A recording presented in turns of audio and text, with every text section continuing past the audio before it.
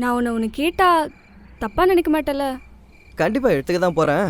இருந்தாலும் மனசில் எதுவும் வச்சுக்காம எல்லாத்தையும் வாந்தி எடுத்துரு. நாமளும் சந்தியா மாதிரி அப்ராட்லாம் போய் செட்டில் ஆகலாம்ல. புது வீடு, புது ஊர், புது மக்கள், புது ஜாப், நல்லா இருக்கும்ல? ஆ அப்படியே அந்த லிஸ்ட்டில் புதுசாக பாய் ஃப்ரெண்டையும் சேர்த்துக்கோங்க.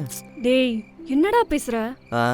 தமிழில் பேசுகிறேன். நான் இது வரைக்கும் ஆசைப்பட்டு உங்ககிட்ட ஏதாவது கேட்டிருக்கேனா? நாம ஏன் அவங்கள மாதிரி புதுசா ஒரு இடத்துக்கு போக கூடாது? அவர் மனைவிக்கு அவ்வளோ சர்ப்ரைஸ் பண்ணுவாராம். டிஸ்னிலேண்ட்லாம் போறாங்க.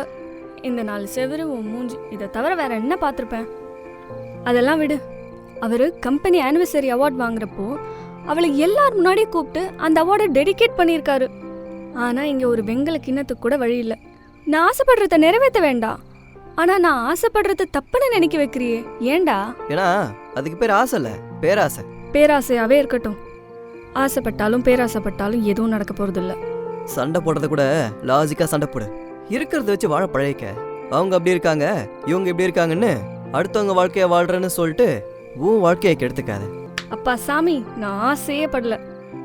நான் உன்னை கேட்குறேன், அவ புருஷனை பத்தி அவ்வளோ பெருமையா பேசுறா. அதே மாதிரி நான் உன்னை பத்தி பேச என்ன இருக்கு? சொல்லு.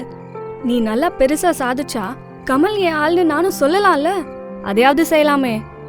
ஏன் கமல் உனக்கு அதெல்லாம் தோண மாட்டேங்குது? அவரை மாதிரி நீயும் நல்ல நிலைமையில இருக்கணும்னு நான் ஆசைப்படுறது தப்பா?